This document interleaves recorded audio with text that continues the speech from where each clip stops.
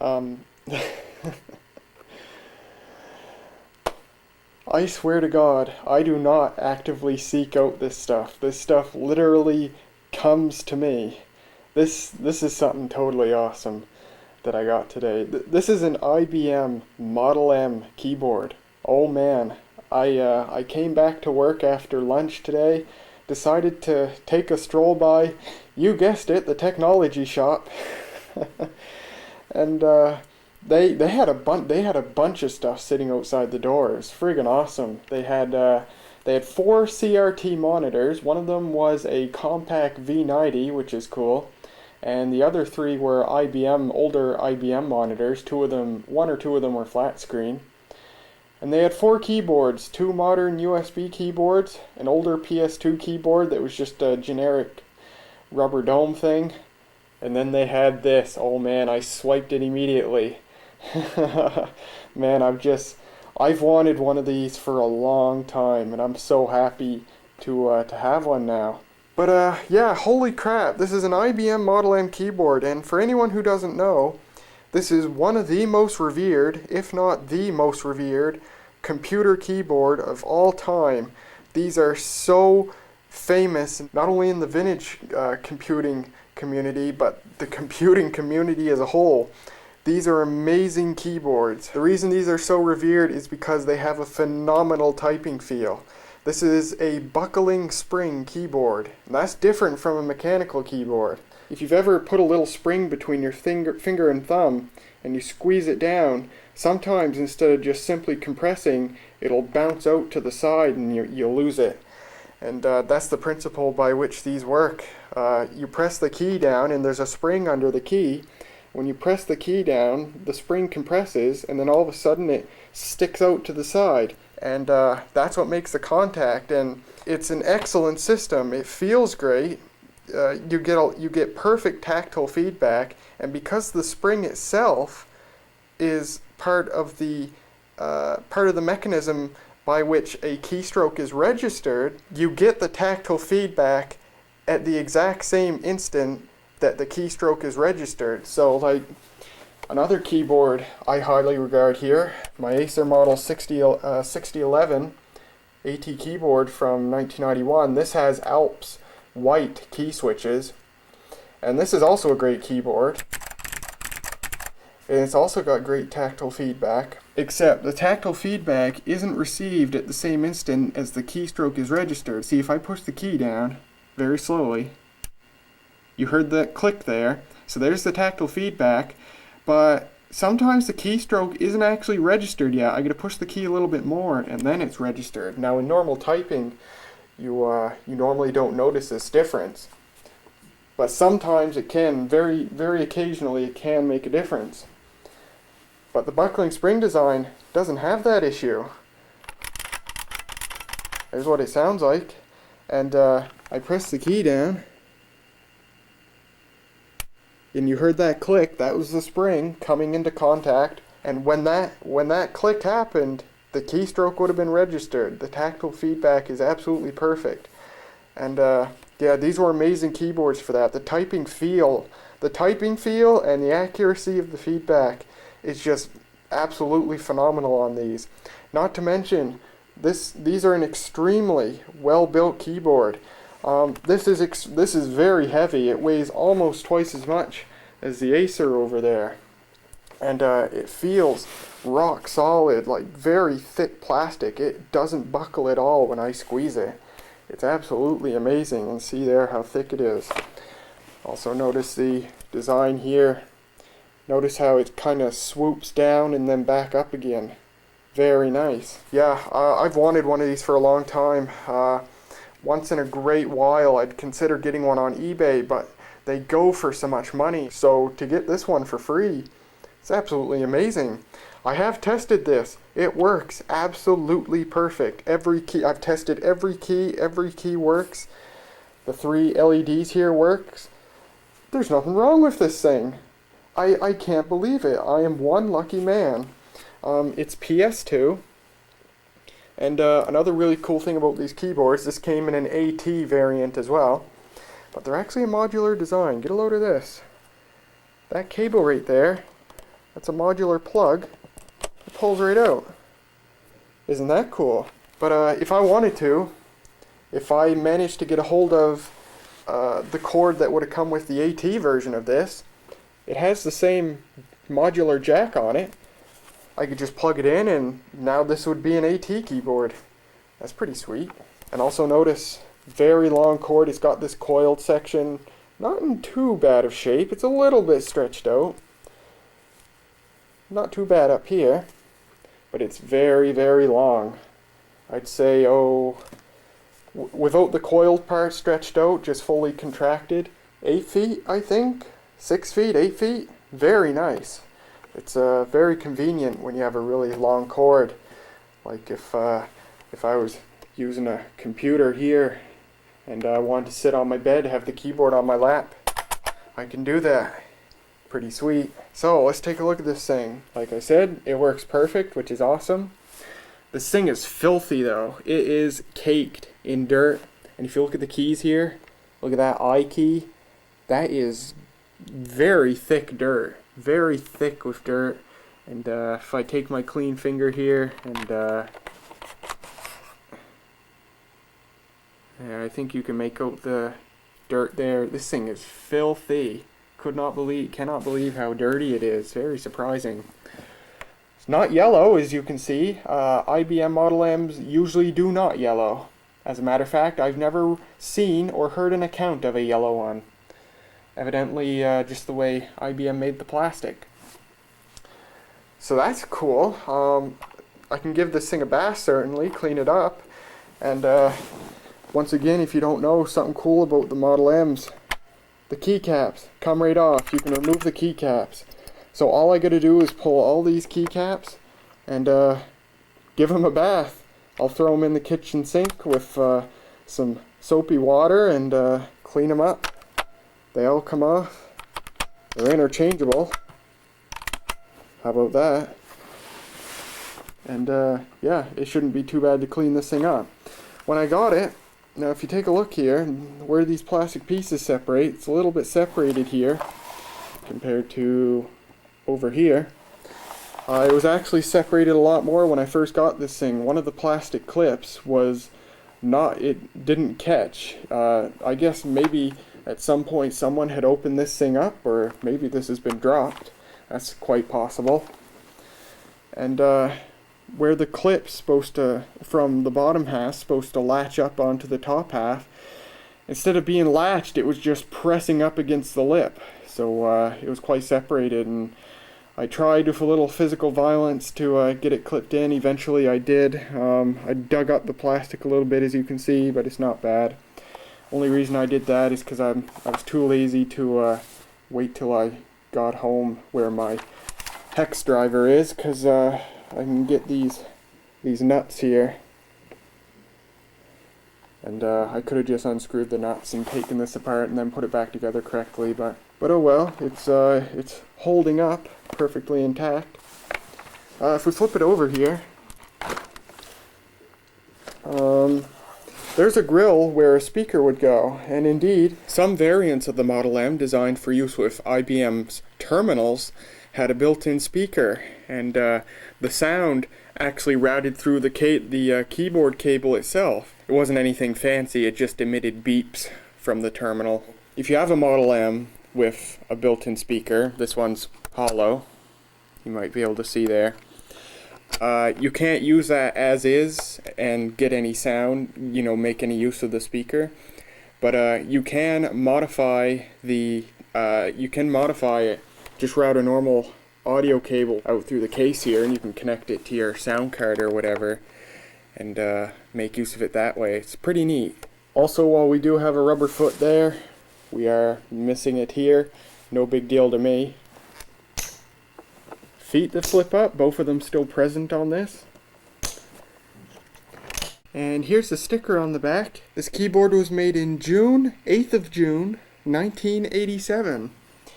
Now, this is really cool because the PS2 keyboard and mouse standard came out in April of 1987. So, assuming that the PS2 cable that came with this keyboard is in fact the original cable, This keyboard is one of the earliest existing PS2 keyboards. That's really neat.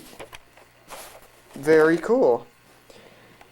Made by IBM in Mexico. A lot of Model M's were made in Mexico, and a lot of them were made in the USA.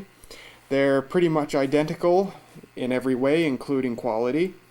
And notice that the label here uses Spanish words.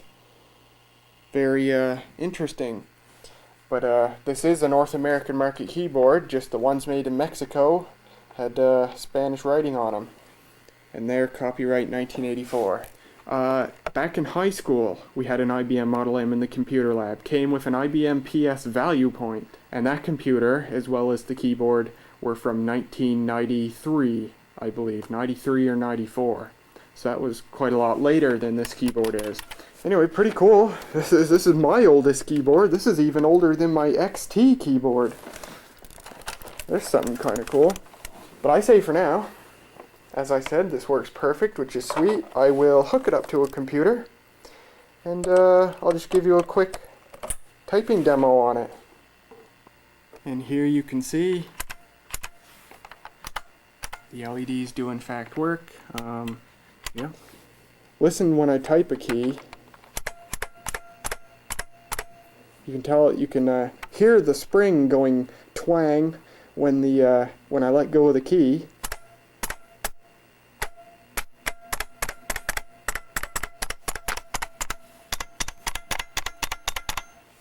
It's kind of cool. Very unique sound. Unique from a mechanical keyboard.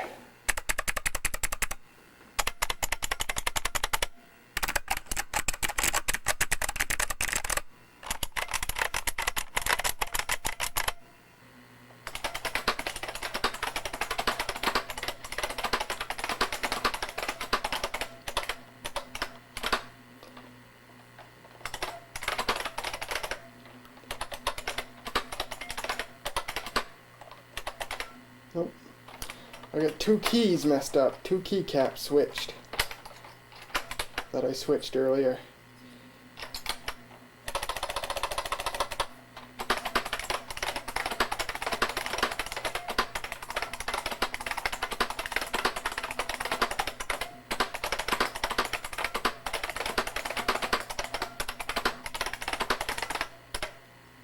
Alright, now that we've demoed this thing and talked about it much more than I should have, considering there are oodles and oodles of videos and other pieces of and other types of information on the internet about this thing, let's give it a much needed bath. So I'm just going to pull all the keycaps. So you can see that's what the keys look like. Not all the keys are like that though. Some of them, the keycap reveals the actual spring mechanism. You can see the spring itself. So I'll get rid of all these and then we'll come back. And presto, all the keycaps are removed and this is what we're left with. About 3/4 of the way through I realized that some of these letter keys here, the key switch itself was actually coming off. They come off with not much trouble. So they were just getting stuck onto the keycap. So I pulled those off the keycaps and put them back in here. Maybe I could have left them off, given this thing a deeper clean, because as you can see down here it's quite filthy too, but whatever, the keycap's the most important thing.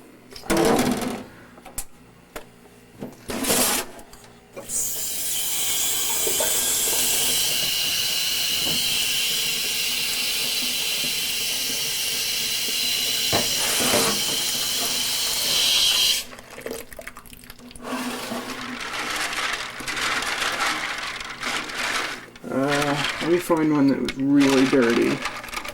Yeah, that has quite a bit of dirt on it. I just realized what I thought I'd been feeling, like the rough texture I thought was dirt. That's the plastic itself. The keys were given a rough texture. So yeah, the dirt's gone. Just like that. So that's cool. Anyway, oops. I'll give these a bath and I'll give the keyboard itself a bath and then we'll come back. Well, that was a lot easier than I thought it would be. For pretty much all the keys, all the dirt was already off them when I pulled them out of the water before I even manually cleaned them. Even the dirtiest key, the I key, I pick it up out of the water and it's completely clean before I do anything to it. That's impressive. Now I wonder what color the water is. It's slightly brown. And if you look at the keys, if we look at the keycaps, very clean. So I'm going to put them all back in. By the way, if you ever have a Model M and you're missing a keycap, you can buy them. And for the keyboard itself, I'm just going to wipe her down with a paper towel and water. Alright, and it's all done. It looks quite a bit better than it did before. I didn't bother doing the inside part here, which is obviously also filthy. I think some compressed air will take care of that eventually. But yeah, I made sure to get in between the spaces here and get these parts here. I did everything. And I also did the other sides of the cabinet just quickly. There's still some dirt like in the crevices, like that one there, and in there, but I won't worry too much about that. Also, I don't think I've mentioned, but on the light here, you can clearly see the springs, and those are the actual springs that make up the switch mechanism. So the key presses down and eventually the spring jumps out from the side. It's pretty cool. I can't activate it by finger, but yeah, it's pretty cool. And if you take one of these apart, you don't have to worry about these falling out. They're anchored down from the bottom. And there it is, all put back together. I decided to dry the keys manually. Didn't take too long. I'm not gonna lie, this thing looks sharp. It looks it looks clean. It looks pristine. Like it hasn't had much use. Like it looks like a very good keyboard, even though it's clearly seen some use because it has that weirdness with the two halves separating there. And if you look at the enter key, it's actually got a gouge in it, a physical gouge in the key. But other than that, this thing looks really, really good. I'm very happy. I'm happy enough to own a Model M, but I'm extremely happy to own a very good condition, complete, working Model M. That's amazing. So I say to end this video, let's do some research now and just see what the history behind the IBM Model M is. Now I've done some reading online into the history of the IBM Model M. From what I can gather, the IBM Model M was introduced in 1985, originally as a terminal variant for IBM's computer terminals, and then personal computer versions followed in 1986. And what's also cool to know is the Model M was the very first keyboard to use this layout, which is still the standard with personal computer keyboards. The Model M introduced this layout. And the reason IBM chose this layout was because the Model M's predecessors, of course, used what we now call today the XT keyboard layout. On this site, I believe they had a diagram, yes. So there's the modern, what's now, at least I call it, I think quite a few people call it the AT keyboard layout. But before that, yeah, there was the XT keyboard layout. And the reason it says PCAT here is because the IBM PCAT did use a keyboard with the XT layout. It was an AT keyboard, but it still had the old XT layout because the AT layout didn't exist yet. So yeah, you know, you got your F keys on the left there, your Control and Alt keys positioned there, and your oddly shaped Enter key, your caps lock, really small backspace. And this was the standard before the Model M came around. And interestingly, considering it was a standard, most people hated this layout. A lot of people voiced disgust for this keyboard layout back in the day. And indeed, you know, IBM, and I believe IBM made IBM made the XT layout standard too, starting with the IBM PC keyboard. And you know, before the Model M, every time IBM designed and introduced a keyboard, they didn't really put much thought into it. They just went by kind of a good enough policy. But people were starting to voice disdain for the XT keyboard layout because it wasn't intuitive. So for the first time, IBM actually assembled a team of 10 people to design the best PC keyboard. And this was the result, the IBM Model M, introducing the AT keyboard layout. And boy, were they successful when they set out to make the best keyboard layout ever, because 30 years later, this is still the standard. The only thing that has changed is that when Windows 95 came out, keyboard manufacturers developed the 104 key layout, which added a Windows key here and 2 keys here, a Windows key and a context menu key. But other than that, this has stayed exactly the same. They really got it right with this keyboard.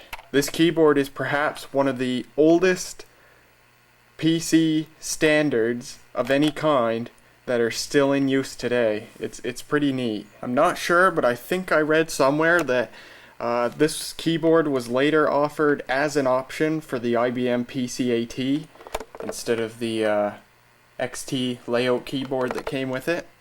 But it was standard beginning with the IBM Personal System 2 series of computers in 1987. And IBM made this keyboard on their own until I believe if I'm reading it right, it was in 1990 that IBM spun their peripherals division into a whole another company called Lexmark. But I believe IBM continued to make this keyboard under their own people until 1993, and then they gave the design to Lexmark. Lexmark manufactured this keyboard until 1999. So yeah, the IBM, and it still bore the IBM logo. So the IBM Model M, in some way or another, was manufactured from 1985 until 1999, almost 15 years. That's really impressive. And after Lexmark quit in 1999, the company Unicomp bought off the design, and they bought off all the manufacturing machinery. So, you know, Unicomp didn't just get the design, they actually got all the hardware needed to actually physically produce the keyboards. That's pretty cool. So Unicomp's keyboards are actually still made on the same machinery as Lexmark's units were. And the rest is history, and Unicomp's still making these today. That's pretty neat. And here's Unicomp's website, pckeyboard.com. This is the closest thing to the Model M, the actual Model M that they offer. It's called the Classic 101. Oh, this is the USB version, but they do offer a PS2 version somewhere. Let's see, they have it categorized under Classic here. And yeah, PS2 or USB versions, both for $79. A bit much, but they are still, for the most part, have, you know, as good build quality as the original IBM ones. Or I suppose the Lexmark ones would be the closest comparison. And they also had the Classic 104, which adds the Windows 95 specific keys. $79, USB or PS2. And they also have these in black versions. It's pretty cool. They make rubber dome versions as well, if you like a quiet keyboard. So there's a look at Unicomp. Well, there you go. There's a look at my new IBM Model M keyboard, as well as a look at cleaning it up and some history on the Model M as well. I'm so happy to have this. There's one more thing I have to address though. You know, back in high school, where I got my Acer Model 6011, and we also had one of these in high school, and I compared them side by side to see which one I liked more. And at the time, I decided that I liked the Acer 6011 with the white Alp switches better. But since I've had this keyboard, and I've used it a little bit, I think I may revise my opinion. To be honest, This is starting to beat out the Acer 6011 for typing feel. I'm starting to like this a bit better than it. I'll always believe that the Acer 6011 is an awesome keyboard. It is an awesome keyboard. Awesome mechanical keyboard. You know, if the IBM Model M is the best keyboard, then I dare say the Acer 6011 could be considered the second best. But yeah, I've always thought the Acer, I always thought I liked the Acer's typing feel a bit better. But using this thing more and more, this is starting to beat it out, I think. But anyway, I can promise you, for all future computer videos, whenever I need a PS2 keyboard, this is the one I go to. And the day after filming the first part of this video, I picked up the other older keyboard that was there. I thought it was a generic nameless thing. It's actually a Dell Quiet Key. These are awesome keyboards. These are one of the best rubber dome keyboards ever made. These are awesome rubber dome keyboards. I have one of these. I have it connected back at home to the Compact Presario, the Compact Desk Pro EN. I forget how I got that keyboard. I think it might have come with the first modern computer I ever owned, which was a Compact Presario, not the 5360, a different one I had when I was a kid. I think my Dell Quiet Key back home came with that computer. But now I've got a second one, which is awesome because I love these. These are the best rubber dome, one of the best rubber dome keyboards, if not the best that you can find. And it's funny, the one I have back home is so incredibly yellow that it's actually almost brown. But this one's not nearly as bad. The outside certainly isn't bad. Oddly enough, the number keys are doing alright, but the letter keys are kind of yellow. And this thing's pretty dirty too. But I'll clean this up too, and yeah, I'm glad to have this keyboard too. Nice to get some decent keyboards. Most keyboards I have at home are, you know, flimsy, stupid, small, flimsy things, and a bunch of media keys, you know, useless, stupid looking keys. It's nice to have some real keyboards, both of the buckling spring and the rubber dome variety. Very nice. I also got this Ethernet cable they left out there, which is in great shape. I don't know why they would have gotten rid of it. It's category 5 cable, so it should be fine with the gigabit network we have. Who knows? Good enough for me. And here's the Dell Quiet Key, all cleaned up. I still haven't tested it yet. I hope it works and I didn't do that for nothing. Well, there you go, guys. I really hope you enjoyed this video. More of them to come, as always. And I will see you next time. This is literally the best keyboard I've ever used in my entire life. And I've used an IBM Model M, and that's a great keyboard. But this thing, the typing feel is just unreal. Intel chipsets in general are usually very, very good, so I was happy to find that in this computer. It takes 72-pin RAM, 4 slots. I forget what was originally in this thing. I think 48 megs of RAM. Let's see, I think it had 2.